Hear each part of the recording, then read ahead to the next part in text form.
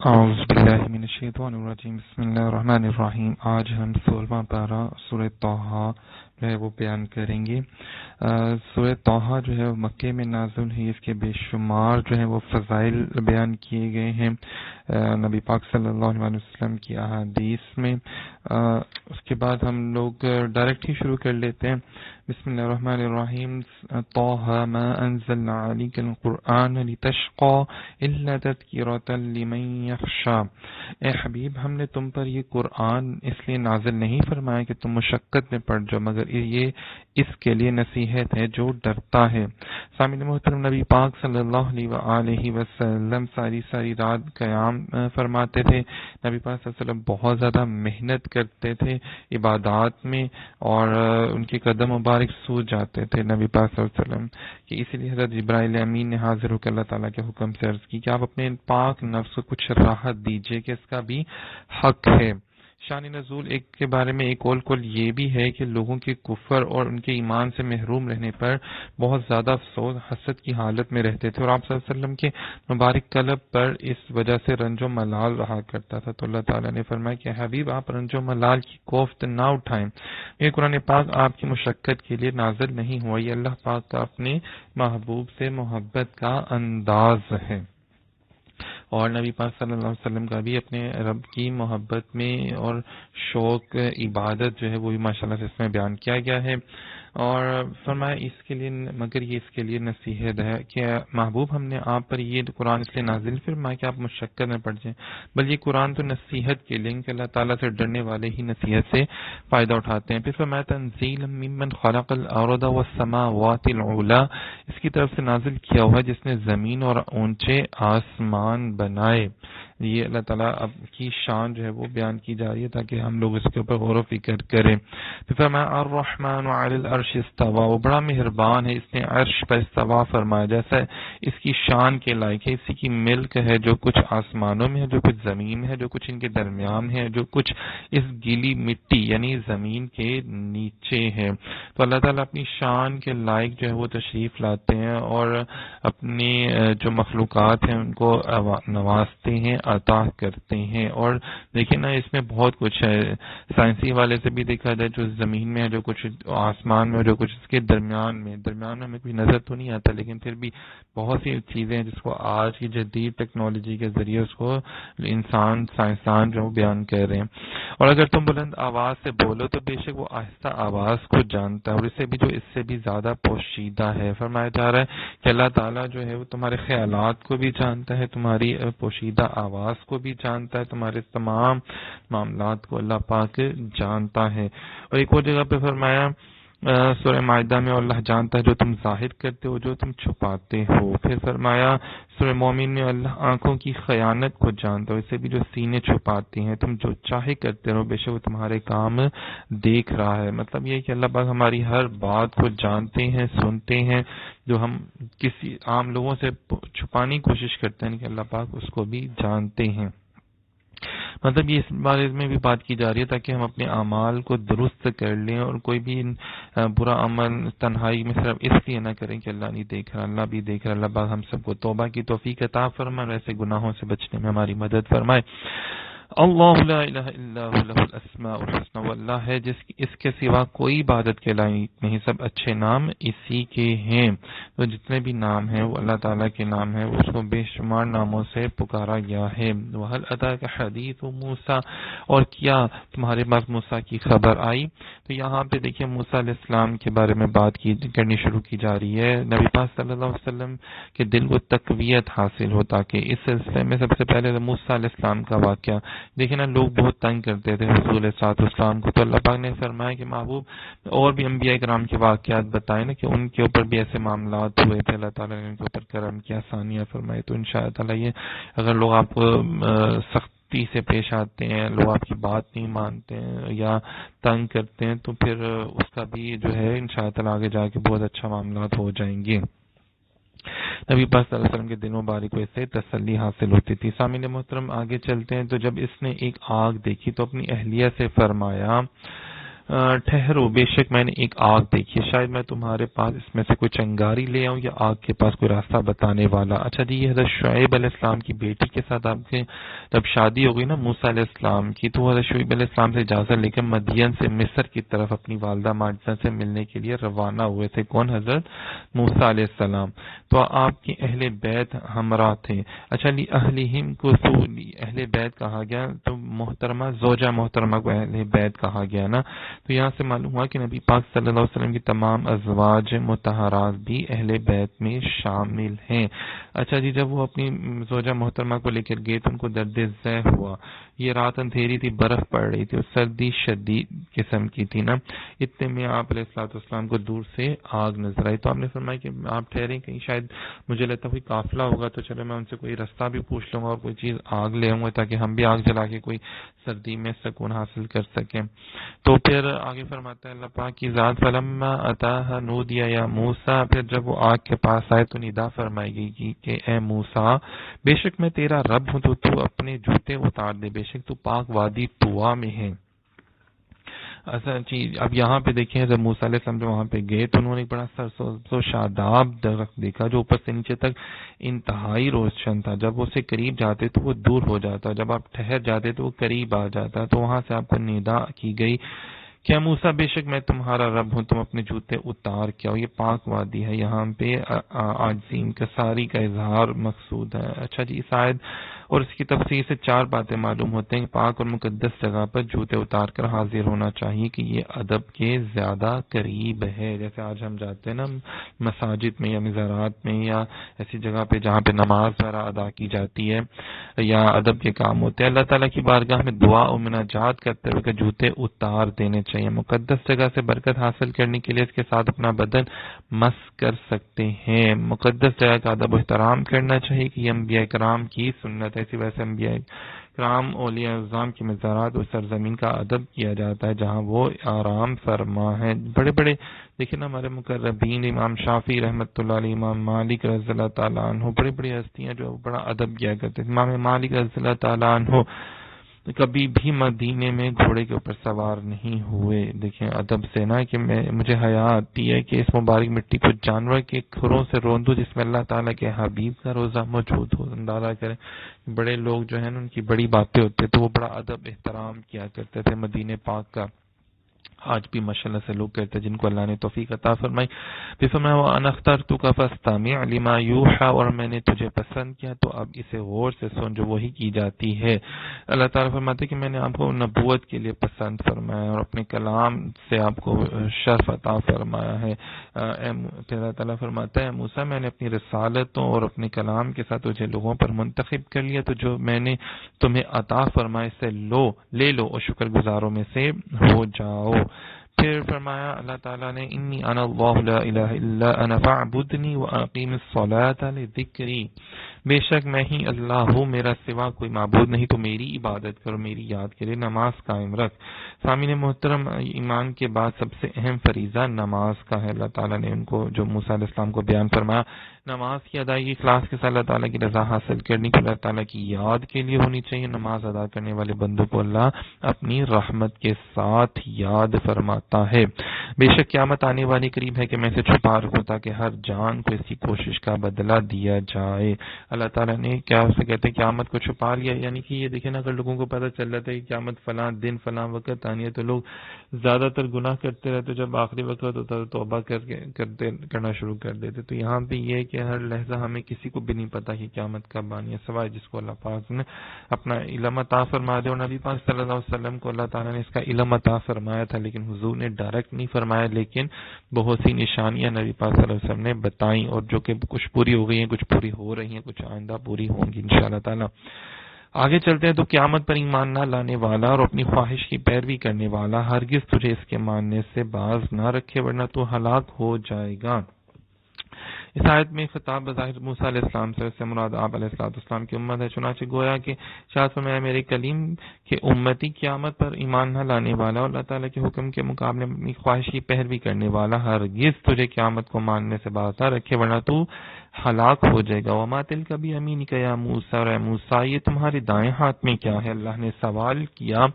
اب دیکھیں جی، اللہ تعالیٰ تو بہتر جانتے ہیں کہ ان کے دائیں ہاتھ میں کیا ہے، وہ تو سمیع بصیر ہے، لیکن اللہ تعالیٰ پھر بھی پوچھ رہے ہیں، تو یہ بھی ایک بات کرنے کا انداز ہوتا ہے تاکہ موسیٰ علیہ السلام کو مانوس کیا جا سکے نا، تو اللہ تعالیٰ کی کلام کی جو ہیبت کا اثر ہے وہ کم ہو جائے۔ تو پھر عرض کی یہ میرا عصا ہے، میں اس پر تکیہ لگاتا ہوں، اس سے اپنی بکریوں پر پتے جھاڑتا ہوں، اور میں اس میں اور بھی کوئی ضرورتیں ہیں۔ موسیٰ علیہ السلام نے اس عصا کے کچھ فائدے جو ہیں وہ بتائے کہ مولا میں اسے یہ میرا عصا، میں اس پہ تکیہ بھی لگاتا ہوں اپنی بکریوں کے لیے، درختوں سے پتے بھی جھاڑ لیتا ہوں، ٹیک بھی لگا لیتا ہوں، مزید جانوروں کو بھی دور کر لیتا ہوں، اور دشمن سے بھی وقت پڑنے پہ اس سے مقابلہ کیا جا سکتا ہے۔ عصا رکھنے کے بہت سے فائدے ہیں، اسی لیے تمام انبیاء کرام جو تھے وہ عصا رکھا کرتے تھے۔ انبیاء کرام کی سنت ہے، نیک بندوں کی زینت ہے، دشمنوں کے خلاف ہتھیار ہے، کمزوروں کا مددگار ہے، منافقین کے لیے پریشانی کا باعث ہے، عبادت میں زیادتی کا باعث بنتا ہے۔ اسی لیے دیکھیں آج بھی بزرگان دین جو ہیں وہ عصا رکھتے ہیں۔ پھر فرمایا قال القها يا موسى فالقاها فاذا هي حية تسعى قال خذها ولا تخف سنعيدها سيرتها الاولى، فرمایا موسیٰ اسے ڈال دو، تو موسیٰ نے اسے نیچے ڈال دیا تو اچانک وہ سانپ بن گیا جو دوڑ رہا تھا۔ اللہ نے فرمایا اسے پکڑ لو، ڈرو نہیں، ہم اسے دوبارہ پہلی حالت میں لوٹا دیں گے۔ یہ دیکھیں کہ اللہ تعالیٰ نے ایک معجزہ جو تھا وہ حضرت موسیٰ علیہ السلام کو عطا فرمایا نا۔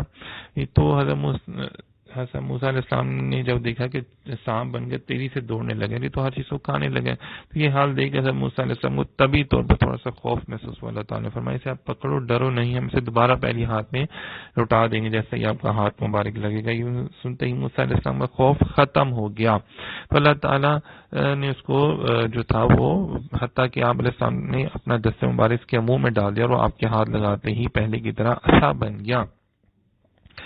اس میں جی بڑی حکمتیں ہیں، اللہ تعالیٰ نے ان کے عصا کو اس سے سانپ بنایا تاکہ یہ ان کا معجزہ ہو، جیسے ان کی نبوت کو پہچانا جا سکے۔ اس مقام پر عصا کو سانپ اس لیے بنایا گیا کہ حضرت موسیٰ علیہ السلام اس کا پہلے سے مشاہدہ کر لو، جب فرعون کے سامنے عصا سانپ بنے تو آپ اسے دیکھ کر خوف زدہ نہ ہوں۔ اچھا جی آگے چلتے ہیں، اپنے ہاتھ کو اپنے بازو سے ملاؤ، بغیر کسی مرض کے خوب سفید ہو کر ایک اور معجزہ بن کر نکلے گا۔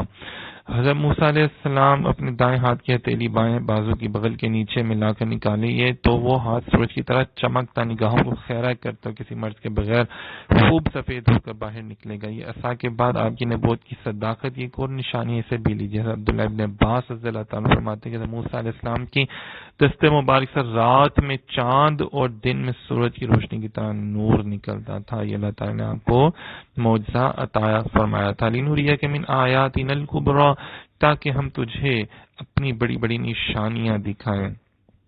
یہ دیکھیں نا بڑی بڑی نشانیاں ہیں کہ عصا کا سانپ بن جانا، ہاتھ کا روشن ہو جانا۔ اب سامعین محترم ایک بڑی پیاری سی ہے بات ہے کہ اس آیت میں اللہ تعالیٰ نے اپنے حق کلیم سے ارشاد فرمایا تاکہ ہم تجھے اپنی بڑی بڑی نشانیاں دکھائیں، لیکن محبوب کریم علیہ السلام کو ارشاد فرمایا بے شک اس نے اپنے رب کی بہت بڑی نشانیاں دکھائی گئیں۔ حضرت موسیٰ علیہ السلام کو اللہ تعالیٰ نے فرمایا کہ محبوب آپ کو ہم نے دکھائی، ان کا تعلق زمین کے عجائبات سے بھی ہے اور آسمانوں کے عجائبات سے بھی ہے۔ اذهب الى فرعون انه طغى، فرعون کے پاس جاؤ بے شک وہ سرکش ہو گیا ہے۔ دیکھیں اللہ تعالیٰ نے موسیٰ علیہ السلام کو پہلے تیار فرمایا، ٹریننگ فرمائی، اور ان کو نبوت عطا فرمائی، پھر معجزات عطا فرمائی جو اس دور کے حوالے سے بڑے ضروری تھے۔ جاؤ فرعون جو ہے خدائی کا دعویٰ کرتا ہے، بڑا سرکش ہو گیا، تو جاؤ اس کے پاس اور اس کو دعوت دو۔ قال رب اشرح لي صدری، موسیٰ نے عرض کیا اے میرے رب میرے لیے میرا سینہ کھول دے، ویسر لی امری، اور میرے لیے میرا یہ کام آسان فرما دے، واحلل عقدۃ من لسانی، میری زبان کی گرہ کھول دے تاکہ وہ میری بات سمجھیں، یفقہوا قولی، تاکہ وہ میری بات سمجھ جائیں۔ موسیٰ علیہ السلام نے اللہ پاک سے دعا فرمائی۔ حضرت موسیٰ علیہ السلام کی زبان میں لکنت پیدا ہونے کی وجہ یہ تھی کہ بچپن میں ایک دن فرعون نے آپ کو اٹھایا تو آپ نے اس کی داڑھی پکڑ کر اس کے منہ پر زور سے تماچا مار دیا، اس پر اسے غصہ، اس نے آپ کو قتل کرنے کا ارادہ کر لیا۔ دیکھ کر حضرت آسیہ رضی اللہ تعالی عنہا نے کہا ہے بادشاہ یہ بھی بچہ اسے کیا سمجھ، تو اگر تو تجربہ کرنا چاہے تو تجربہ کر لے، اس تجربے کے لیے ایک تشت میں ایک بڑا سا سمجھ لے تاشی اپرات میں سرخ یاقوت آپ کے سامنے پیش کیا گیا. آپ نے یاقوت لینا چاہا مگر فرشتے نے آپ کا ہاتھ انگارے میں رکھ دیا اور وہ انگارہ آپ کے منہ میں دے دیا. اسے زبان مبارک جل گئی اور اس سے لکنت پیدا ہو گئی اور ہاتھ مبارک بھی جل گیا تھا. تو اسی لیے اللہ تعالیٰ نے ہاتھ کو بھی کر دیا روشن اور زبان کے لیے بھی لکنت جو تھی وہ دور فرما دی گئی. وَجَعَلْ لِي وَزِيرًا مِّنْ أَهْلِي هَارُونَ أَخِي, اور میرے لیے میرے گھر والوں میں سے ایک وزیر کر دے, میرے بھائی ہارون کو اس کے ذریعے میری کمر مضبوط فرمائے, اسے میرے کام میں شریک کر دے تاکہ ہم بکثرت تیری پاکی بیان کریں, بکثرت تیرا ذکر کریں. بے شک تو ہمیں دیکھ رہا ہے. اس آیت اور اس کے بعد والی 6 آیات کا خلاصہ یہ کہ حضرت موسیٰ علیہ السلام نے مزید عرض کی کہ میرے لیے میرے گھر والوں میں سے ایک وزیر بنا دے جو میرا معاون ہو, معتمد ہو, اور میرا وہ بھائی ہارون ہو, اور اس کی وجہ سے میری کمر کو مضبوط کر دے. سامعین محترم, اس آیت سے 8 باتیں معلوم ہے کہ اللہ تعالیٰ کی بارگاہ میں حضرت موسیٰ علیہ السلام کا مقام اتنا بلند ہے کہ اللہ تعالیٰ نے ان کی دعا سے ان کے بھائی حضرت ہارون علیہ السلام کو نبوت جیسا عظیم منصب عطا فرما دیا. دیکھیں حضرت موسیٰ علیہ السلام ابھی کلیم اللہ ہیں, ان کے کہنے سے, ان کی دعا سے اگر ان کے بھائی کو نبوت مل سکتی ہے تو سوچیں میرے نبی پاک صلی اللہ علیہ وسلم نے اپنے غلاموں کو کیسی کیسی کیا کیا عنایتیں, کیا کیا اختیارات عطا فرمائے ہوں گے.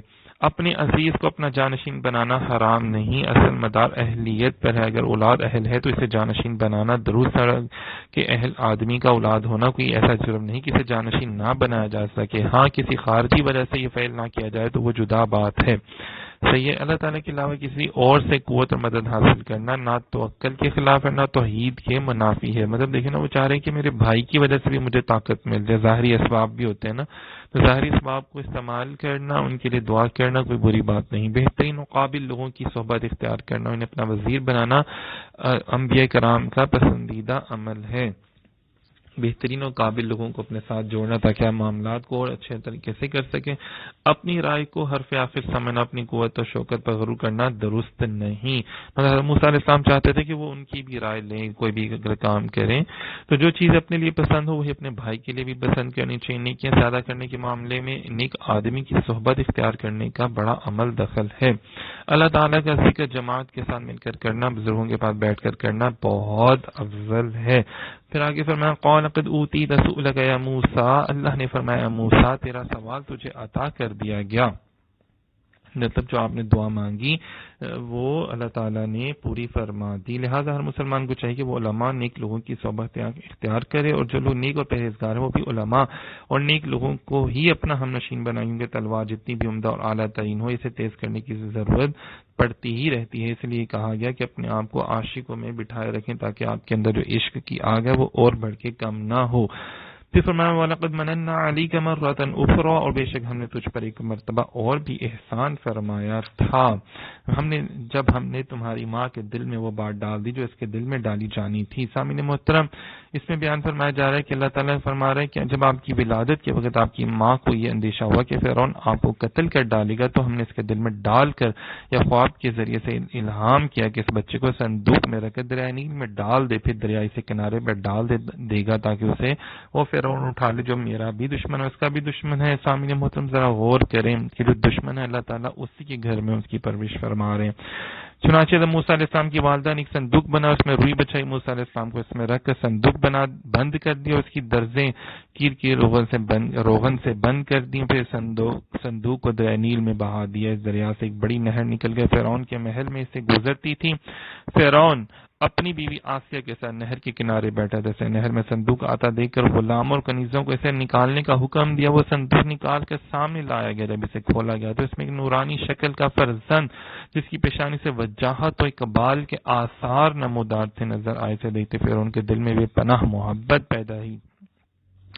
یہاں ایک بات یاد رہے کہ وحی صرف انبیاء کرام کی طرف ہوتے ہیں. قرآن مجید میں جہاں بھی وحی کا لفظ غیر نبی کے لیے آیا ہے وہاں اس سے الہام کرنا مراد ہوتا ہے. پھر آگے فرمایا کہ اس بچے کو صندوق میں رکھ کر دریا میں ڈال دے, پھر دریا اسے کنارے پر ڈال دے گا تاکہ اسے وہ اٹھا لے جو میرا دشمن ہے اور اس کا بھی دشمن ہے. میں نے تم پر اپنی طرف سے محبت ڈالی تاکہ میری نگاہ کے سامنے تمہاری پرورش کی جائے. حضرت عبداللہ ابن عباس رضی اللہ تعالیٰ عنہ فرماتے ہیں کہ اللہ تعالیٰ نے موسیٰ علیہ السلام کو اپنا محبوب بنا, مخلوق کا محبوب کر دیا, اور جسے اللہ تعالیٰ اپنی محبوبیت سے نوازا دلوں میں اس کی محبت پیدا ہو جاتی ہے۔ پھر آگے چلتے ہیں کہ حضرت موسیٰ علیہ السلام کی آنکھوں میں ایسی ملاحت تھی جسے دیکھ کر ہر دیکھنے والے کے دل میں محبت جوش مارنے لگتی تھی۔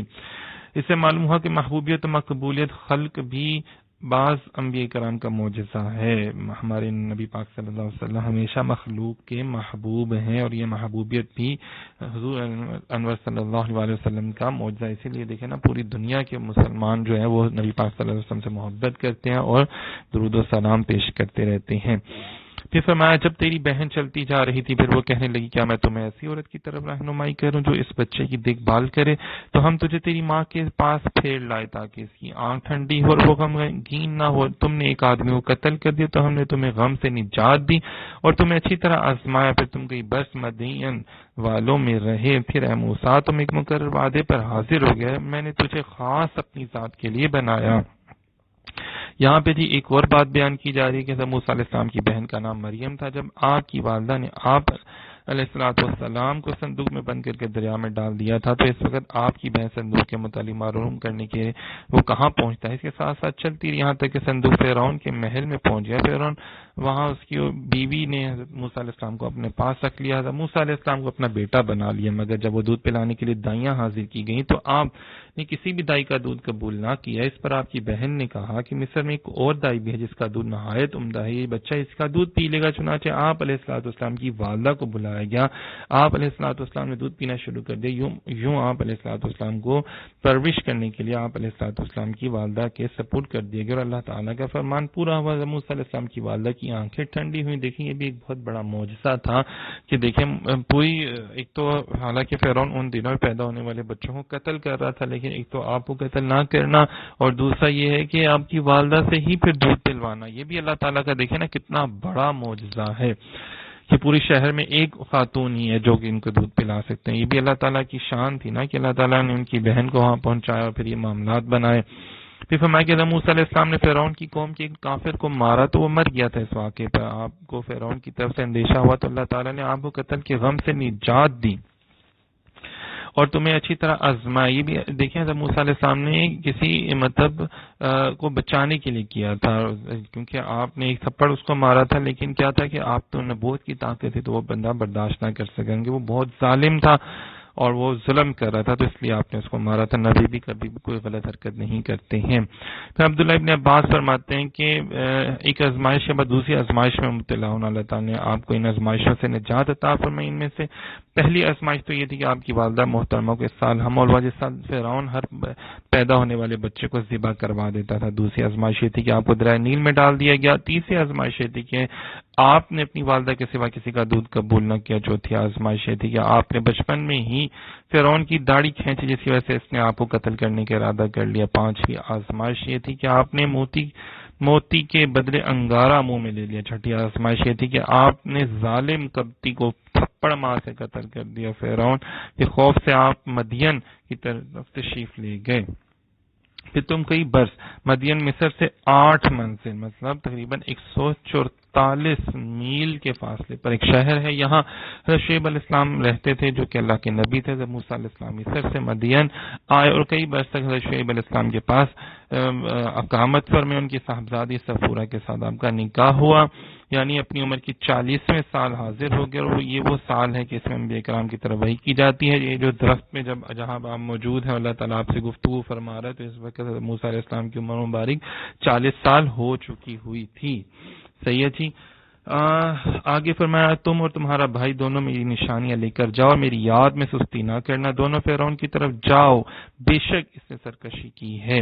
اب یہاں پہ دیکھیں اللہ تعالیٰ ان کو فرمانا ہے کہ جائیں جی آپ تبلیغ کرنے کے لیے تشریف لے کے جائیں۔ اسے بھی معلوم ہو کہ مبلغ و تبلیغ کے ساتھ ذکر الہی کو بھی اپنا معمول رکھنا چاہیے۔ صرف یہ نہیں کہ ہم اللہ تعالیٰ کی تبلیغ کریں بلکہ اس کا ذکر خود بھی جو مبلغین ہوتے ہیں ان کو علماء کرام کو کرنا چاہیے۔ پھر فرمایا تو تم اس سے نرم بات کہنا اس امید پر کہ شاید وہ نصیحت قبول کر لے یا ڈر جائے۔ دیکھیں حالانکہ وہ کتنا ظالم و جابر حکمران تھا، لیکن پھر بھی اللہ تعالیٰ تبلیغ کا ایک انداز بتایا جا رہا ہے کہ فرعون کے ساتھ نرمی کا حکم اس لیے تھا کہ اس نے بچپن میں موسیٰ علیہ السلام کی خدمت کی تھی، اس لیے بھی، اور کیا پتہ وہ ایمان لے آئے تو تمام عمر جوان رہے گا، کبھی بڑھاپا نہ پائے گا۔ مفسرین نے فرمایا کہ نرمی سے مراد یہ ہے کہ آپ اس سے وعدہ کریں گے اگر وہ ایمان قبول کر لے گا تو تمام عمر جوان رہے گا، کبھی بڑھاپا نہ آئے گا، مرتے دم تو اس کی سلطنت باقی رہے گی، کھانے پینے اور نکاح کی لذتیں تا دم مرگ باقی رہیں گی، مرنے کے بعد جنت میں داخلہ نصیب ہوگا۔ جب موسیٰ علیہ السلام نے فرعون سے یہ وعدے کیے تو اس سے یہ بات بہت پسند آئی، لیکن وہ کسی کام پر حامان سے مشورہ لیے بغیر قطعی فیصلہ نہیں کیا کرتا تھا، اور اس وقت حامان موجود نہ تھا، اس لیے اس نے کوئی فیصلہ نہ کیا۔ جب وہ آیا تو فرعون نے اسے خبر دی، کہا کہ میں چاہتا ہوں کہ حضرت موسیٰ علیہ السلام کی ہدایت پر ایمان قبول کر لوں۔ سن کر حامان کہنے لگا، میں تو تجھے عقل مند اور دانا سمجھتا تھا، لیکن یہ کیا کیا کہ تو رب ہے اور بندہ بننا چاہتا ہے، تو معبود ہے اور عابد بننے کی خواہش کرتا ہے۔ فرعون نے کہا، تو نے ٹھیک کہا، یوں وہ ایمان قبول کرنے سے محروم رہا، مطلب وہ کرنا چاہتا تھا لیکن اس کے وزیر نے اس کو منع کر دیا کہ تو ایک طرف تو خدا ہونے کا دعویٰ کرتا ہے، دوسری طرف تو خدا کا بندہ بننا چاہ رہا ہے۔ سامعین محترم، نرمی کے فضائل کیا ہیں؟ تبلیغ میں نرمی کے اس آیت سے معلوم ہوا کہ دین کی تبلیغ نرمی کے ساتھ کرنی چاہیے۔ رسول اللہ صلی اللہ علیہ وسلم نے ارشاد فرمایا، جو شخص نرمی سے محروم رہا وہ بھلائی سے بھی محروم رہا۔ پھر ایک اور جگہ پہ حضور صلی اللہ علیہ وسلم نے فرمایا کہ جس شخص کو نرمی سے حصہ دیا گیا، اسے بھلائی سے حصہ دیا گیا، اور جسے نرمی کے حصے سے محروم رکھا گیا، اسے بھلائی کے حصے سے بھی محروم رکھا گیا۔ عائشہ صدیقہ رضی اللہ تعالی عنہا سے روایت ہے، نبی کریم علیہ الصلوۃ والسلام نے ارشاد فرمایا، اے عائشہ، اللہ تعالی رفیق اور رفق یعنی نرمی کو پسند فرماتا۔ اللہ تعالیٰ نرمی کی وجہ سے وہ چیزیں عطا کرتا ہے جو سختی ہے کسی اور وجہ سے عطا نہیں فرماتا۔ ام المومنین حضرت عائشہ صدیقہ رضی اللہ تعالی عنہا سے روایت ہے، حضور پر نور صلی اللہ علیہ وسلم نے ارشاد فرمایا، نرمی جس چیز میں بھی ہوتی ہے وہ اسے خوبصورت بنا دیتی ہے، اور جس چیز سے نرمی نکال دی جاتی ہے اسے بدصورت کر دیتی ہے۔ یہاں پہ دیکھیں اللہ تعالیٰ کی رحمت کتنی بڑی ہے نا۔ پھر فرمایا، قال ربنا اننا نخاف ان يفرط علينا او ان يطغى قال لا تخافا انني معكما اسمع وارى۔ دونوں نے عرض کیا، اے ہمارے رب، بے شک ہم اس بات سے ڈرتے ہیں کہ وہ ہم پر زیادتی کرے گا یا سرکشی سے پیش آئے گا۔ اللہ نے فرمایا، تم ڈرو نہیں، بے شک میں تمہارے ساتھ ہوں، میں سن رہا ہوں اور دیکھ رہا ہوں۔ یہاں پہ دیکھیں انہوں نے کہا کہ اللہ وہ ہم سے برا سلوک کرے گا، لیکن اللہ تعالیٰ نے موسیٰ علیہ السلام کو حکم دیا کہ وہ حضرت ہارون علیہ السلام کے پاس آئیں، اور حضرت ہارون علیہ السلام کو وحی کی کہ وہ حضرت موسیٰ علیہ السلام سے ملے۔ چنانچہ وہ ایک منزل یعنی 18 میل چل کر آپ علیہ السلام سے ملے، جو وحی انہیں ہوئی تھی اس کی حضرت موسیٰ علیہ السلام کو اطاعت۔ فرعون چونکہ ایک ظالم و جابر حکمران تھا، اس لیے اللہ تعالیٰ نے سے انہوں نے یہ کہا کہ اللہ پاک یہ نہ ہو کہ وہ نازیبا کلمات کہے اور جو نہ وہ کرے۔ اچھا جی، یہاں سے ایک اور مراد بھی ہے کہ مراد یہ کہ خوف خدا کا یہ مطلب نہیں کہ آدمی دنیاوی موذی اشیاء سے بھی نہ ڈرے، اگر یہ مطلب ہوتا تو حضرت موسیٰ علیہ السلام خوف کا اظہار نہ کرتے۔ البتہ یہاں یہ بات کہی جا سکتی ہے کہ بعض بندگان خدا پر بعض اوقات بعض خاص احوال طاری ہوتے ہیں جس کی وجہ سے اس طرح کے بے خوفی کے افعال کرتے ہیں، وہ احوال بھی ناپسندیدہ نہیں ہیں بلکہ وہ بہت مرتبہ و کرامت شعبے سے تعلق رکھتے ہیں۔ فرمایا، تم ڈرو نہیں، میں سب سن رہا ہوں، دیکھ بھی رہا ہوں۔ پھر اللہ تعالیٰ نے فرمایا، بس تم اس کے پاس جاؤ اور کہو کہ ہم تیرے رب کے بھیجے ہوئے ہیں، تو بنی اسرائیل کو ہمارے ساتھ بھیج دے، انہیں تکلیف نہ دے، بے شک ہم تیرے رب کی طرف سے ایک نشانی لائے ہیں اور اس پر سلامتی ہو جو ہدایت کی پیروی کرے، بے شک ہماری طرف وہی ہوتی ہے کہ عذاب اس پر ہے جو جھٹلائے اور منہ پھیرے۔ اس آیت اور اس کی بعد والی آیت میں ارشاد فرمایا کہ تم ڈرو نہیں، فرعون کے پاس جا کر کہو تو ہم تیرے رب کے بھیجے ہوئے ہیں۔ تو یہ دیکھیں یہاں پہ اللہ تعالیٰ بیان فرما رہے کہ کیسے آپ نے بیان کرنا، کیسے ان سے خطاب کرنا۔ پھر فرمایا، فرعون بولا، اے موسیٰ، تو تم دونوں کا رب کون ہے؟ موسیٰ نے فرمایا، ہمارا رب وہ ہے جس نے ہر چیز کو اسی خاص شکل و صورت دی، پھر راہ دکھائی۔ پھر بولا، قال فما بال القرون الاولی، فرعون بولا پہلی قوموں کا کیا حال ہے؟ جو مطلب قوم عاد، قوم سمود وغیرہ تھی نا، ان کے بارے میں پوچھا اس نے۔ موسیٰ علیہ السلام نے فرمایا، ان کا علم میرے رب کے پاس ایک کتاب میں ہے، میرا رب نہ بھٹکتا ہے اور نہ بھولتا ہے۔ موسیٰ علیہ السلام نے فرمایا کہ میرا رب جو ہے وہ تمام معاملات کو جانتا ہے۔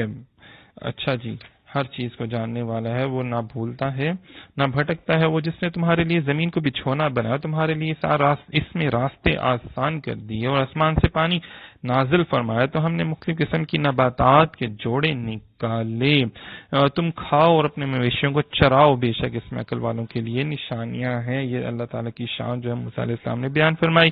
ہم نے زمین ہی سے تمہیں بنایا اور اسی میں تمہیں پھر لوٹائیں گے اور اسی سے تمہیں دوبارہ نکالیں گے. یہاں پہ ارشاد فرمایا کہ ہم نے تمہارے جد اعلیٰ حضرت آدم علیہ السلام کو زمین سے پیدا کر کے تمہیں اسی سے ہی بنایا, تمہاری موت دفن کیا کر اسی زمین میں تمہیں دوبارہ واپس لوٹا دیں گے. پھر فرمایا بے شک ہم نے اس کو اپنی سب نشانیاں دکھائیں تو اسے جھٹلایا اور نہ مانا, کہنے لگا موسیٰ کیا تم ہمارے پاس اس لیے آئے ہو کہ ہمیں اپنے جادو کے ذریعے ہماری سرزمین سے نکال دو؟ تو ضرور ہم بھی تمہارے آگے ویسا ہی جادو لائیں گے. تو ہمارے درمیان اور اپنے درمیان ایک وعدہ مقرر کر لو جس کی خلاف ورزی نہ ہم کریں اور نہ تم ایسی جگہ جو برابر فاصلے پر ہو. اچھا جی, جب موسیٰ علیہ السلام نے دعوت دی تو فرعون آگے سے کہنے لگا کہ یہ تو ایک جادو ہے, تو ہم بھی تمہارے سے جادوگروں کا مقابلہ کروائیں گے, تو اس کی ایک مدت جگہ مقرر کر لو. فرعون حضرت موسیٰ علیہ السلام کے معجزات دیکھ کر سمجھ گیا تھا کہ آپ حق پر ہیں, وہ جادوگر نہیں ہے, کیونکہ اس کے ملک میں اس سے پہلے بھی کئی جادوگر موجود تھے جو خود اس کے ماتحت تھے, کسی نے بھی کبھی ایسی بات نہ کی تھی, لیکن پھر بھی اس نے کوشش کی کہ حضرت موسیٰ علیہ السلام کو شکست ہو جائے اور اس طرح اس کی سلطنت بھی بچ جائے. موسیٰ علیہ السلام نے فرمایا تمہارا وعدہ میلے کا دن اور یہ کہ لوگ دن چڑھے جمع کر لیے جائیں. اچھا جی, میلے کا دن, اس دن یہ بھی ہونا چاہیے کہ لوگ دن چڑھے جمع کر لیجیے تاکہ خوب روشنی پھیل جائے, تاکہ دیکھنے والوں کو ہر چیز صاف نظر آئے. فرعونیوں کا میلہ ہوا کرتا تھا اس دن. جناب حضرت عبداللہ ابن مسعود فرماتے ہیں کہ وہ دن عاشورہ یعنی 10ویں محرم کا دن تھا. اس سال یہ تاریخ ہفتے کے دن واقع ہوئی تھی. اس دن کو موسیٰ علیہ السلام نے اس لیے معین فرمایا کہ یہ دن ان کی انتہائی شوکت کا دن تھا, مطلب خوشی کا دن تھا نا, وہ اس کو سمجھتے تھے. ٹھیک ہے جی. اور کفار کے میلے میں حضرت موسیٰ علیہ السلام جو تھے وہ تشریف لے گئے. اب دیکھیں کہ میلے میں جانا جائز ہے. اس وقت اس سے معلوم ہوا کہ شرعی ضرورت کے وقت مسلمان کو کفار کے میلے میں جانا جائز. جیسے موسیٰ علیہ السلام مقابلے کے لیے گئے تھے کفار کے, اسی طرح ابراہیم علیہ السلام بت شکنی کے لیے بت خانے میں گئے تھے. اور شرعی ضرورت کے علاوہ تجارت کسی اور غرض سے جانے کا حکم یہ ہے کہ اگر وہ میلہ کفار کا مذہبی ہے جس میں جمع ہو کر اعلان کفر اور شرکیہ رسمیں ادا کریں تو تجارت کی غرض سے بھی جانا ناجائز ہے. ٹھیک ہے. اور لیکن جو موسیٰ علیہ السلام کا ابراہیم علیہ السلام کا جانا تو اور وجہ سے تھا نا. تو اب آج کل لوگ جاتے ہیں, خیر وہ غلط بات کرتے ہیں کہ جہاں پہ شرکیہ اور بہت سے کفریہ معاملات ہو رہے ہوتے ہیں تو ادھر جانا مسلمانوں کے لیے غلط ہے. تو فرعون منہ پھیر کر چلا گیا تو اپنے مکر فریب کو جمع کرنے لگا. پھر آیا ان سے موسیٰ نے فرمایا تمہاری خرابی ہو, تم اللہ پر جھوٹ نہ باندھو ورنہ وہ تمہیں عذاب سے ہلاک کر دے گا. اور بے شک ناکام ہوا جس نے جھوٹ باندھا. جس دن مقابلے کا دن طے ہو گیا تھا نا تو فرعون منہ پھیر کر چلا گیا. اس نے مقابلے کے لیے کثیر تعداد میں جادوگروں کو جمع کیا, انہیں طرح طرح کے انعامات کا لالچ دیا, حتیٰ کہ انہیں اپنا مقرب بنانے کا بھی وعدہ کر لیا. صحیح ہے, وہ تیاری کر رہا تھا نا. تو وہ اپنے معاملے میں باہم مختلف ہو گئے. انہوں نے چھپ کر مشورہ کیا, کہنے لگے بے شک یہ دونوں یقیناً جادوگر ہیں, یہ چاہتے ہیں کہ تمہیں تمہاری سرزمین سے اپنے جادو کے زور سے نکال دیں اور تمہارا بہت شرف و بزرگی والا دین لے جائیں. تو تم اپنا داؤ جمع کر لو, پھر صف باندھ کر آ جاؤ, اور بے شک آج وہی کامیاب ہوگا جو غالب ہوگا. مطلب دیکھیں موسیٰ علیہ السلام کو ان لوگوں نے نا, جادوگروں نے مشورہ کیا آپس میں کہ وہ موسیٰ علیہ السلام اور ان کے بھائی کو شکست دیں گے. تو انہوں نے کہا ہے موسیٰ یا تم عصا نیچے ڈالو یا ہم پہلے ڈالتے ہیں. جب جادوگر نے صف بندی کر لی نا تو انہوں نے کہا ہے موسیٰ آپ اپنا پہلے ایسا ڈالیں گے ہم. جادوگر نے ادب کی وجہ سے مقابلے کی ابتدا کرنا حضرت موسیٰ علیہ السلام کی رائے پر بھی چھوڑا, اور اس کی برکت سے کا اللہ تعالیٰ نے انہیں ایمان کی دولت سے مشرف فرما دیا. حضرت موسیٰ علیہ السلام نے فرمایا بلکہ تم ہی ڈالو. تو اچانک ان کی رسیاں اور لاٹھیاں ان کے جادو کے زور سے موسیٰ کے خیال میں یوں لگیں کہ وہ دوڑ رہی ہیں. تو موسیٰ نے اپنے دل میں خوف محسوس کیا, تو ہم نے فرمایا ڈرو نہیں, بے شک تم ہی غالب ہو. دیکھیے جب انہوں نے ڈالی تو رسیاں تو ایسے دکھنے میں لگا کہ وہ رسیاں جو ہیں وہ لاٹھیاں جو ڈالی انہوں نے وہ نظر بند کر دی نا انہوں نے, تو کہ وہ سانپ بن گئے. موسیٰ علیہ السلام نے دیکھا کہ زمین سانپوں سے بھر گئی ہے. صحیح ہے. تو تب اللہ تعالیٰ نے فرمایا کہ آپ خوف محسوس نہ کریں, کیونکہ اچھا یہ فطرت انسانی فطری والا ڈر خوف تھا, یہ دوسرا خوف نہیں تھا.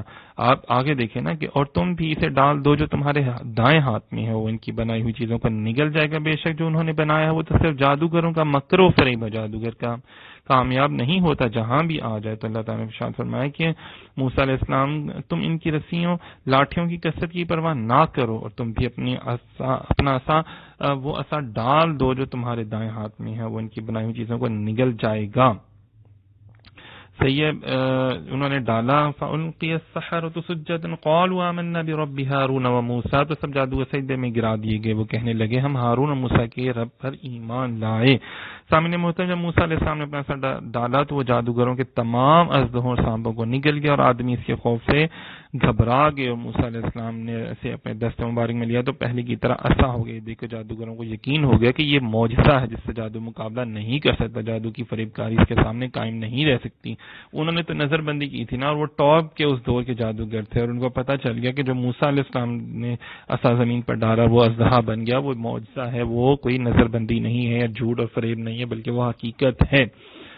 سب یہ دیکھ کر سارے جادو جو تھے نا، وہ جادوگر جو تھے وہ سجدے میں گر گئے اور انہیں توبہ کرنے لگے اور کہنے لگے کہ ہم ایمان لاتے ہیں رب موسیٰ رب ہارون پر. پھر فرمایا فرعون بولا کیا تم اس پر ایمان لائے گے اس سے پہلے کہ میں تمہیں اجازت دوں؟ بے شک وہ تمہارا بڑا ہے جس نے تمہیں سب کو جادو سکھایا. تو مجھے قسم ہے میں ضرور تمہاری ایک طرف کے ہاتھ اور ایک دوسری طرف کے پاؤں کاٹ دوں گا، تمہیں کھجور کے تنوں پر پھانسی دے دوں گا، اور ضرور تم جان جاؤ گے کہ ہم میں کس کا عذاب زیادہ شدید اور زیادہ باقی رہنے والا. پھر انہیں جادوگروں کے ایمان لانے کا منظر دیکھ کر انہیں ڈانٹتے ہوئے ایسی باتیں کہی نا، اور پھر کہا کہ میں تمہیں تمہارے ہاتھ اور پاؤں کاٹ دوں گا. آگے اللہ تعالیٰ نے فرمایا کہ انہوں نے کہا ہم ان روشن دلیلوں پر ہرگز تجھے ترجیح نہ دیں گے جو ہمارے پاس آئی ہیں، ہمیں اپنے پیدا کرنے والے کی قسم تو جو کرنے والا ہے کر لے، اس دنیا کی زندگی میں ہی تو کرے گا. مطلب انہوں نے فرعون کے جو متکبرانہ جملے تھے اس کے اوپر کوئی اہمیت نہیں انہوں نے کی نا، اور نے کہا جو تم نے کرنا تو کر لے، ہمیں اپنے پیدا کرنے والے کی قسم، ہم نے جو چیز دیکھی ہے وہ غلط نہیں ہے. یہ موسیٰ علیہ السلام سامنے محترم اس آیت میں بیان ہوا کہ جادوگروں نے مومن ہو کر فرعون سے کہہ دیا کہ جو ہو سکے تو کر لے، ہمیں اس کی کوئی پرواہ نہیں. سے معلوم ہوا کہ مومن کے دل میں جرأت ہوتی ہے اور ایمان لانے کی صورت مخلوق کی طرف سے اذیت پہنچنے کی پرواہ نہیں کرتا. اس سے واضح ہوا کہ قادیانی کا نبی ہونا تو بڑی دور کی بات، وہ تو مومن بھی نہیں تھا کیونکہ وہ لوگوں سے اتنا ڈرتا تھا کہ ان کے خوف کی وجہ سے حج ہی نہ کر سکا. آگے چلتے ہیں. بے شک ہم اپنے رب پر ایمان لائے تاکہ وہ ہماری خطائیں اور وہ جادو بخش دے جس پر تو نے ہمیں مجبور کیا تھا، اور اللہ بہتر ہے اور سب سے زیادہ باقی رہنے والا ہے. جادوگر جو تھے نا انہوں نے کہا جناب ہم تو بے شک ہم اب حضرت موسیٰ اور حضرت ہارون علیہ السلام کے رب پر ایمان لے کر آ چکے ہیں، جو تو نے جو کرنا ہے تو کر لے، سزا دینی ہے سزا دے دے.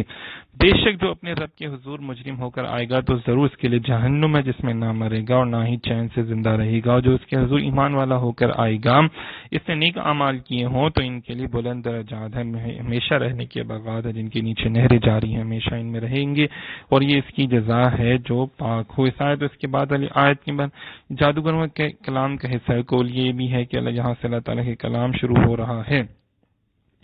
دیکھیں اچھا جی یہاں پہ بات کی جا رہی ہے جو ایمان لائے ان کے لیے بڑے درجات ہیں. ہم دیکھیں نا وہ لوگ پہلے جادوگر تھے لیکن جب وہ مسلمان ہو گئے موسیٰ علیہ السلام پر ایمان لے آئے تو دیکھیں اللہ تعالیٰ نے پھر یہاں پہ کیا بات کی، جو ایمان والا ہو تو اس نیک عمل کرے تو اس کے بلند درجات ہے. بلند درجات والوں کو نیچے درجات والے ایسے دیکھیں گے جیسے تم آسمان میں طلوع ہونے والے ستاروں کو دیکھتا تھا. ابو بکر حضرت عمر ان میں سے ہیں اور یہ اسی کے اہل ہیں. نبی پاک صلی اللہ علیہ وسلم نے ارشاد فرمایا تھا. یہ آگے چلتے ہیں. بے شک ہم نے موسیٰ کی طرف وہی بھیجی کہ راتوں رات میرے بندوں کو لے چلو اور ان کے لیے دریا میں خشک راستہ نکال دو، تجھے ڈر نہ ہوگا کہ فرعون پکڑ لے اور نہ تجھے خطرہ ہوگا. اللہ تعالیٰ نے حضرت موسیٰ علیہ السلام کو فرمایا کہ اب آپ یہاں سے ان کے ظلم و ستم سے تاکہ آپ نجات دلانے کے لیے بنی اسرائیل قوم کو تو آپ یہاں سے ان کو لے کر چلے جائیں، اور جب فرعونی لشکر پیچھے سے آئے تو اندیشہ نہ کرنا، ان کے لیے اپنا عصا مار کر دریا میں خشک راستہ نکال دو، تجھے ڈر نہ ہوگا فرعون پکڑ لے نہ تجھے دریا میں غرق ہونے کا خطرہ ہوگا. فرمایا تو فرعون اپنے لشکر کے سائن کے پیچھے چل پڑا تو انہیں دریا نے ڈھانپ لیا جیسے ڈھانپ لیا. مطلب کیا تھا کہ موسیٰ علیہ السلام تو بنی اسرائیل کو لے کے مصر سے روانہ ہو گئے تو فرعون قبطیوں کا لشکر لے کے ان کے پیچھے چل پڑا. جب فرعون اپنے لشکر کے ساتھ دریا میں بنے ہوئے راستوں میں داخل ہو گیا تو انہیں دریا نے اس طرح ڈھانپ لیا، مطلب وہ دریا میں غرق ہو گیا نا، کیونکہ اس نے کیا کیا تھا کہ جب موسیٰ علیہ السلام کی قوم کے ساتھ فرعون کے ظلم و ستم دریا میں ڈوبنے سے نجات پا گئے تھے، اور موسیٰ علیہ السلام کی قوم کے ساتھ بہت برا سلوک کرتا تھا اس لیے اللہ تعالیٰ نے اس کو دریا میں ڈبو دیا.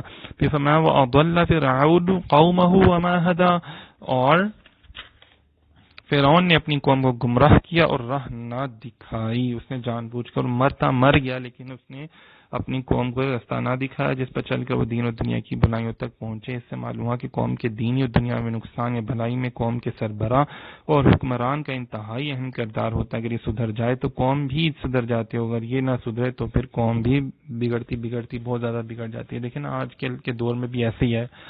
پھر فرمایا اے بنی اسرائیل، بے شک ہم نے تمہیں تمہارے دشمن سے نجات دی اور تمہارے ساتھ کوہ طور کی دائیں جانب کا وعدہ کیا، تم پر من و سلوہ اتارا، جو پاکیزہ رزق ہم نے تمہیں دیا ہے اس میں سے کھاؤ اور اس میں زیادتی نہ کرو کہ تم پر میرا غضب اتر آئے، جس پر میرا غضب اتر آیا تو بے شک وہ گر گیا۔ بے شک میں اس آدمی کو بہت بخشنے والا ہوں جس نے توبہ کی اور ایمان لایا اور نیک عمل کیا پھر ہدایت پر رہا۔ اب یہاں پہ جناب اللہ تعالیٰ بات کر رہے ہیں بنی اسرائیل کے حوالے سے۔ بے شک ہم نے تمہارے دشمن فرعون سے نجات دلائی ہے، بیٹیوں کو مطلب دیکھیں جو تمہارے بیٹوں کو ذبح کرتے تھے اور بیٹیوں کو زندہ رکھتے تھے اور تم سے بڑے مشقت طلب کام لیتے تھے۔ حضرت موسیٰ علیہ السلام کو اللہ تعالیٰ نے وہاں توریت عطا فرمائی تھی، ہم نے تم پر طے کے میدان میں من و سلوہ اتارا فرمایا۔ مطلب یہ اللہ تعالیٰ پھر اپنی جو انعامات ہیں وہ قوم بنی اسرائیل کو بتا رہے ہیں۔ یہاں پہ بتایا جا رہا ہے کہ اس سے معلوم ہے کہ توبہ ایسی اہم ترین چیز ہے جس سے بندہ اللہ تعالیٰ کی طرف سے بخشش و مغفرت کا پروانہ حاصل کر سکتا ہے۔ جیسے جان لو کہ توبہ صابن کی طرح، جس طرح صابن ظاہری میل کچیل کو دور کر دیتا ہے، اسی طرح توبہ باطن یعنی گناہوں کے میل کو دھو دیتا ہے۔ سچی توبہ کرنے والوں کو اللہ تعالیٰ بڑا کچھ عطا فرماتا ہے۔ پھر فرمایا موسیٰ تجھے اپنی قوم سے کس چیز نے جلدی میں مبتلا کر دیا؟ عرض کی وہ یہ میرے پیچھے ہیں اور اے میرے رب میں نے تیری طرف اس لیے جلدی کی تاکہ تو راضی ہو جا۔ حضرت موسیٰ علیہ السلام نے اپنی قوم میں سے 70 آدمیوں کو منتخب کر کے توریت شریف لینے کوہ طور پر تشریف لے گئے۔ پھر اللہ تعالیٰ سے کلام کے شوق میں ان آدمیوں سے آگے بڑھ گئے اور انہیں پیچھے چھوڑتے ہوئے فرمایا کہ میرے پیچھے پیچھے چلے آؤ۔ تو اس پر اللہ تعالیٰ نے ارشاد فرمایا موسیٰ تجھے اپنی قوم سے کس چیز نے جلدی میں مبتلا کر دیا؟ حضرت موسیٰ علیہ السلام نے عرض کیا وہ یہ میرے پیچھے ہیں میرے رب، میں نے تیری طرف سے جلدی کی تاکہ تیرے حکم کو پورا کرنے میں میری جلدی دیکھ کر تیری رضا اور زیادہ ہو۔ سامعین محترم، اللہ تعالیٰ نے ارشاد فرمایا تو ضرور ہم تمہیں اس قبلے کی طرف پھیر دیں گے جس میں تمہاری خوشی ہے، بے شک قریب ہے کہ تمہارا رب تمہیں اتنا دے گا کہ تم راضی ہو جاؤ گے۔ اور یہ دیکھیں کہ وہاں پہ حضرت موسیٰ علیہ السلام جو ہے وہ اللہ کی رضا چاہ رہے ہیں۔ کچھ آیات میں اللہ تعالیٰ جو ہے فرما رہا ہے کہ محبوب جو آپ کی خوشی میرا قبلہ بھی وہی، محبوب آپ کو میں اتنا نوازوں گا کہ آپ بہت زیادہ خوش ہو جائیں گے۔ خدا کی رضا چاہتے ہیں دو عالم، خدا چاہتا ہے رضائے محمد۔ پھر فرمایا قال فإنا قد فتنا قومك من بعدك وأضلهم السامري، فرمایا تو ہم نے تیرے آنے کے بعد تیری قوم کو آزمائش میں ڈال دیا اور سامری نے انہیں گمراہ کر دیا۔ سامری جادوگر تھا اور اس نے کیا کیا تھا کہ سامری نے بچڑا پوجنے کی دعوت دے کے گمراہ کیا تھا نا۔ تو پھر آگے فرمایا تو موسیٰ اپنی قوم کی طرف غضبناک ہو کر افسوس کرتے ہوئے لوٹے اور فرمایا میری قوم کیا تمہارے رب نے تم سے اچھا وعدہ نہ کیا تھا؟ کیا مدت تم پر لمبی ہو گئی تھی یا تم نے یہ چاہا کہ تم پر تمہارے رب کا غضب اتر آئے بس تم نے مجھ سے وعدہ خلافی کی ہے؟ حضرت موسیٰ علیہ السلام نے 40 دن پورے کیے اور وہیں اللہ تعالیٰ کی طرف سے بتا دیا گیا کہ تمہاری قوم گمراہی میں مبتلا ہو گئی ہے۔ حضرت موسیٰ علیہ السلام نے توریت لے کر اپنی قوم کی طرف غضبناک ہو کر لوٹے، ان کے حال پر افسوس کرتے ہوئے فرمانے لگے میری قوم میں نے تو تمہیں سب کچھ بتایا، توریت مطلب ہر چیز تمہیں بتایا اور تم نے کیوں گمراہی کی؟ کیا تمہارے رب نے تم سے اچھا وعدہ نہ کیا تھا کہ وہ تمہیں توریت عطا فرمائے کہ جس میں ہدایت ہے، نور ہے، 1000 صورتیں ہیں اور ہر صورت میں 1000 آیتیں؟ کہ میرے تم سے جدا ہونے کی مدت تم پر لمبی ہو گئی تھی یا تم نے یہ چاہا کہ تمہارے اوپر تمہارے رب کا جو ہے وہ غضب نازل ہو جائے؟ نبی پاک صلی اللہ علیہ وسلم نے ارشاد فرمایا کہ بندہ ایمان کی حقیقت کو نہیں پا سکتا یہاں تک کہ وہ اللہ تعالیٰ کے لیے غضب کرے، اللہ تعالیٰ کے لیے راضی ہو۔ جب اس نے ایسا کر لیا تو ایمان کی حقیقت کا مستحق ہو گیا۔ حضرت عائشہ صدیقہ رضی اللہ عنہا فرماتے ہیں رسول اللہ صلی اللہ علیہ وسلم نے ارشاد فرمایا رسول اللہ صلی اللہ علیہ وسلم نے اپنی ذات تک سے انتقام نہیں لیا، البتہ اگر کوئی اللہ تعالیٰ کی حکمت کے خلاف کرتا ہے تو اس سے اللہ تعالیٰ کے لیے انتقام لیا کرتے، اللہ تعالیٰ کے لیے انتقام لیا کرتے تھے۔ پھر فرمایا آگے انہوں نے کہا ہم نے اپنے اختیار سے آپ کے وعدے کی خلاف ورزی نہیں کی، لیکن قوم کے کچھ زیورات کے بوجھ ہم سے اٹھوائے گئے تھے تو ہم نے ان زیورات کو ڈال دیا، پھر اسی طرح سامری نے ڈال دیا۔ مطلب یہاں پہ موسیٰ علیہ السلام کی بات سن کر لوگوں نے کہا ہم نے اپنے اختیار سے آپ کے وعدے کی خلاف ورزی نہیں کی، لیکن فرعون کی قوم کے کچھ زیورات جو ہم نے ان سے عاریت کے طور پر لیے تھے، ہم نے سامری کے حکم سے آگ میں ڈال دیا، پھر اس طرح سامری ان زیوروں کو ڈال دیا جو اس کے پاس تھے، اس خواب کو بھی ڈال دیا جو حضرت جبرائیل امین کے گھوڑے کے قدم کے نیچے سے اس نے حاصل کی تھی۔ تو اس نے ان لوگوں کے لیے ایک بے جان بچڑا نکال دیا جس کی گائے جیسی آواز تھی، تو لوگ کہنے لگے یہ تمہارا معبود ہے اور موسیٰ کا معبود ہے، موسیٰ بھول گئے ہیں تو بنا اس بنا معاذ اللہ۔ یہ دیکھیں سامری نے پیچھے یہ گل گلائے نا، اور اس نے کیا کیا، جبرائیل امین کے جو گھوڑے کی جو خاک تھی نا، جو جس پہ وہ قدم رکھتا تھا، تو نیچے سے وہاں پہ خاک سبز گھاس اگاتی تھی، اس نے وہ پکڑ لی تھی نا، تو وہ جب اس نے بچڑے میں ڈالی تو وہ بولنے لگا اس جو تھی نا گھاس کی وجہ سے نا، یعنی بچڑے سے آواز نکلتی تھی۔ یہ دیکھ کر سامر اس کے پیروکار کہنے لگے تمہارا معبود ہے، موسیٰ کا معبود ہے، موسیٰ معبود کو بھول گئے، اسے یہاں چھوڑ کے اس کی جستجو میں کوہ طور پر چلے گئے، توبہ نعوذ باللہ معاذ اللہ۔ لوگ کہتے ہیں کہ جناب رب تو یہاں پہ موسیٰ کون سے رب کو تلاش کرنے گیا، توبہ نعوذ باللہ۔ یہ سامری نے ایسے ایسے کارنامے منافقت اور پتہ نہیں کیا کیا کچھ اس نے کر کے جو تھا وہ لوگوں کو اس کی طرف قائل کیا کہ وہ بت کو سجدہ کرے نا، مطلب اس بچڑے کی پوجا کرے۔ تو کیا وہ نہیں دیکھتے کہ وہ بچڑا انہیں کسی بات کا جواب نہیں دیتا، اور ان کے لیے نہ کسی نقصان کا مالک ہے اور نہ نفع کا؟ مطلب اللہ تعالیٰ فرماتا ہے کہ ان کو کیا ہو گیا، وہ کیوں نہیں دیکھتے اس بات کو؟ اور بے شک ہارون نے ان سے پہلے ہی کہا تھا کہ میری قوم تمہیں اس کے ذریعے صرف آزمایا جا رہا ہے، اور بے شک تمہارا رب رحمان ہے، فاتبعونی واطیعوا امری، اور بے شک تمہارا رب رحمان، تم پیروی کرو میرے حکم کی اطاعت کرو۔ مطلب حضرت ہارون علیہ السلام نے ان کو تنبیہ فرمائی تھی، لیکن انہوں نے حضرت ہارون علیہ السلام کی بات نہ مانی، تو بولے ہم تو اس پر جم کر بیٹھے رہیں گے جب تک ہمارے پاس موسیٰ لوٹ کر نہ آ جائے۔ موسیٰ نے فرمایا ہارون جب تم نے انہیں گمراہ ہوتے دیکھا تھا تو تمہیں کس چیز نے میرے پیچھے آنے سے منع کیا تھا؟ کیا تم نے میرا حکم نہ مانا؟ مطلب جب انہوں نے ایسا کیا تو حضرت موسیٰ علیہ السلام کو حضرت ہارون علیہ السلام کو بہت نصیحت کی، لیکن انہوں نے ان کی بات نہ مانی۔ لیکن جب حضرت موسیٰ علیہ السلام آ گئے تو آپ نے ان لوگوں کے شور مچانے باجے بجانے کی آوازیں سنی جو بچھڑے کے گرد ناچ رہے تھے۔ تب آپ نے اپنے ہمراہ 70 لوگوں سے فرمائی فتنے کی آواز۔ جب آپ علیہ الصلوۃ والسلام قریب پہنچے اور حضرت ہارون علیہ السلام کو دیکھا تو اپنی فطرت دینی غیرت سے جوش میں آ کر ان کے سر کے بال دائیں ہاتھ اور داڑھی بائیں ہاتھ میں پکڑ لے، فرمایا ہارون جب تم نے انہیں گمراہ ہوتے دیکھا تھا تو تمہیں کس چیز نے میرے پیچھے آ کر مجھے خبر دینے سے منع کیا تھا؟ اور جب انہوں نے تمہاری بات نہ مانی تھی تو تم مجھ سے کیوں نہیں آ ملے تاکہ تمہارا ان سے جدا ہونا بھی ان کے حق میں ایک سرزنش ہوتی؟ کیا تم نے میرا حکم نہ مانا؟ ہارون نے کہا ہے میری ماں کے بیٹے میری داڑھی اور میرے سر کے بال نہ پکڑو، بے شک مجھے ڈر تھا کہ تم کہو گے کہ اے ہارون تم نے بنی اسرائیل میں تفرقہ ڈال دیا، تم نے میری بات کا انکار کر دیا۔ تو موسیٰ علیہ السلام نے کہا فرمایا اے سامری تو تیرا کیا حال ہے؟ اس نے کہا میں نے وہ دیکھا جو لوگوں نے نہ دیکھا، تو میں نے فرشتے کے نشان سے ایک مٹھی بھر لی، اسے ڈال دیا اور میرے نفس نے مجھے یہی اچھا کر کے دکھایا۔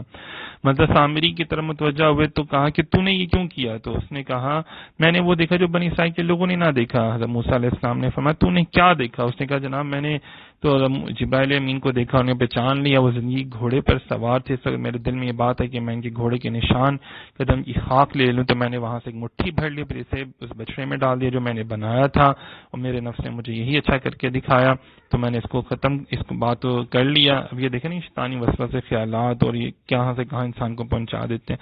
پھر موسیٰ علیہ السلام نے فرمایا تو چلا جا، بس بے شک زندگی میں تیرے لیے یہ سزا ہے کہ تو کہے گا نہ چھونا، اور بے شک تیرے لیے ایک وعدے کا وقت ہے جس کی تجھ سے خلاف ورزی نہ کی جائے گی، اور اپنے اس معبود کو دیکھ جس کے سامنے تو سارا دن ڈٹ کر بیٹھا رہا، قسم ہے ہم ضرور سے جلائیں گے پھر ریزہ ریزہ کر کے دریا میں بہائیں گے۔ تمہارا معبود تو وہی اللہ ہے جس کے سوا کوئی معبود نہیں، اس کا علم ہر چیز کو محیط ہے۔ موسیٰ علیہ السلام نے فرمایا تو یہاں سے چلتا بن اور دور ہو جا، دفع ہو جا، یہاں سے دور ہو جا، تجھ سے کوئی ایسا شخص ملنا چاہیے جو تیرے حال سے واقف نہ ہو، تو اس سے کہے گا کوئی مجھے نہ چھوئے نہ میں کسی سے چھوؤں، چنانچہ لوگوں کو مکمل طور پر اس سے ملنا منع کر دی گا، اور ہر ایک پر اس کے ساتھ ملاقات بات چیز خرید و فروخت حرام کر دے۔ اتفاقاً کوئی اسے چھو جاتا تو وہ چھونے والا دونوں شدید بخار میں مبتلا ہو جاتے، وہ جنگل میں ہی شور مچاتا پھرتا تھا کہ کوئی مجھے نہ چھوئے، اور وہ وحشیوں اور درندوں میں زندگی کے دن انتہائی تلخ اور وحشت میں گزارتا تھا۔ یہ دیکھیں نا اس کو پھر سزا بھی تو ملی نا اس کو،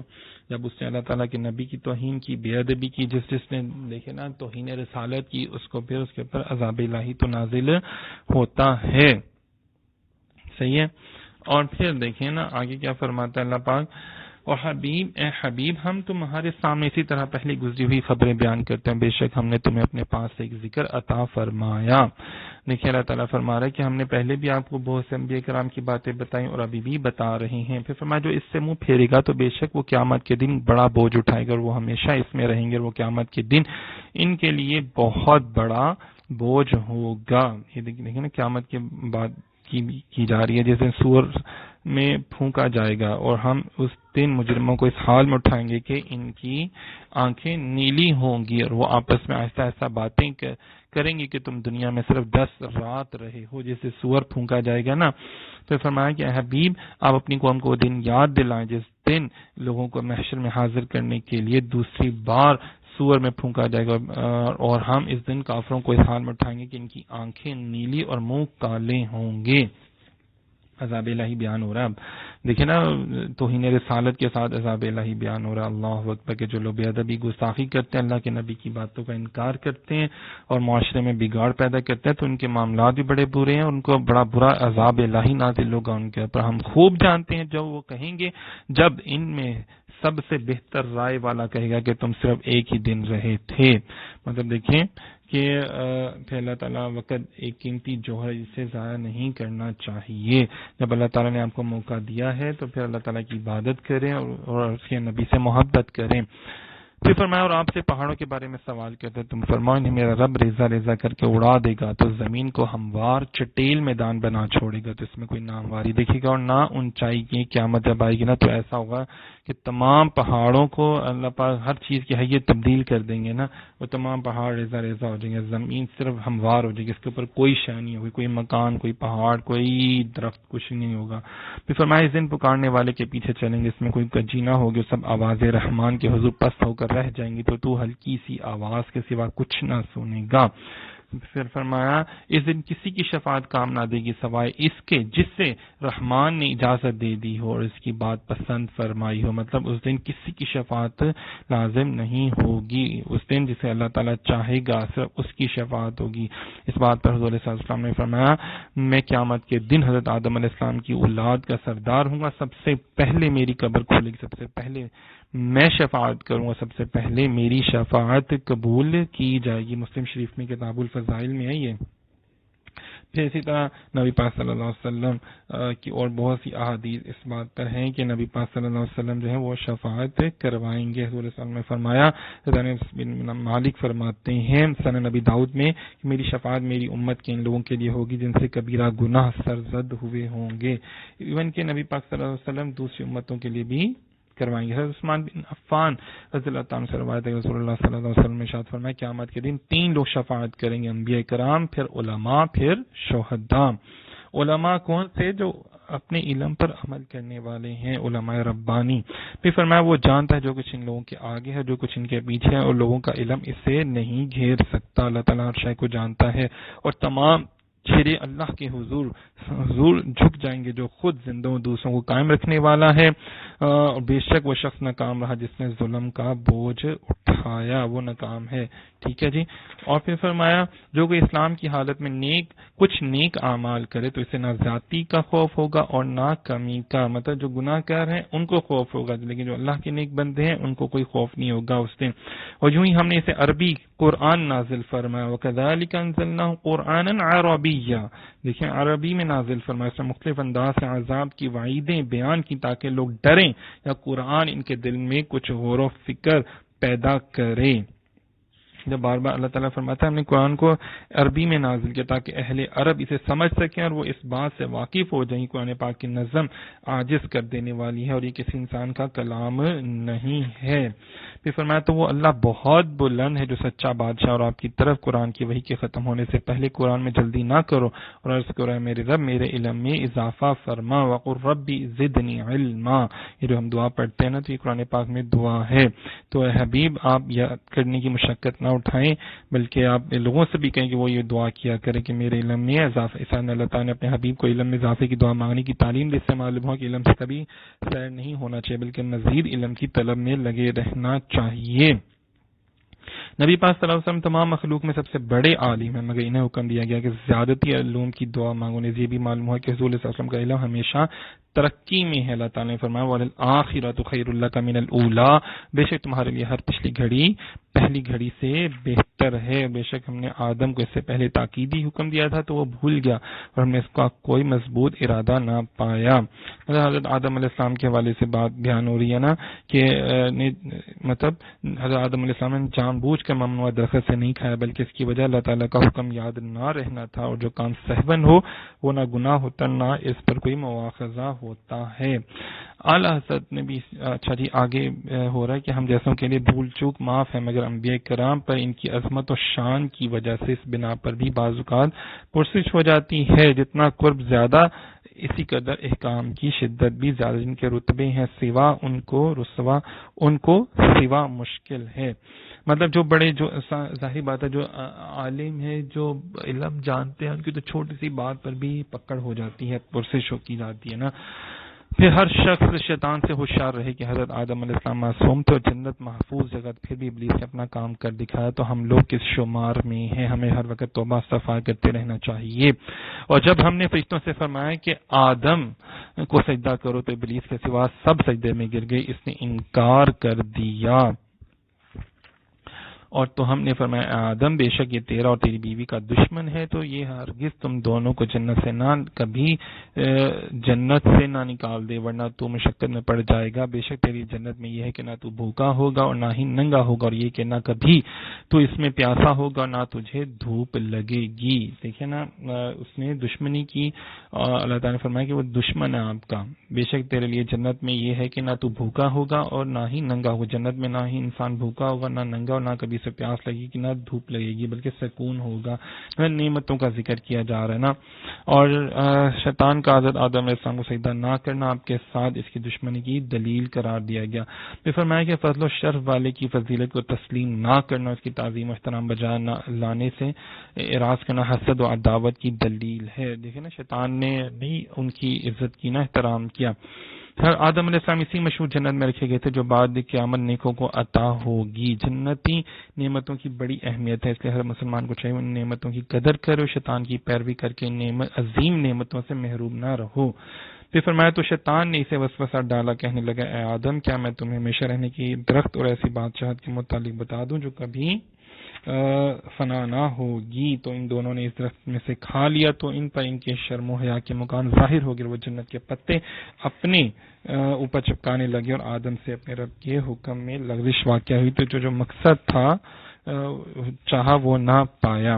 چلیں جی باقی انشاءاللہ تعالی ہم جو ہے وہ اگلے لیکچر میں بیان کریں گے۔ بہت شکریہ، دعا کرتے ہیں اللہ رب العزت ہر قسم کی غلطیوں کوتاہیوں اور خطاؤں سے ہمیں معاف فرمائے، اور بیان کرنے میں کوئی غلطی کوتاہی اللہ پاک اس کو معاف فرمائے۔ بہت شکریہ، جزاک اللہ خیر۔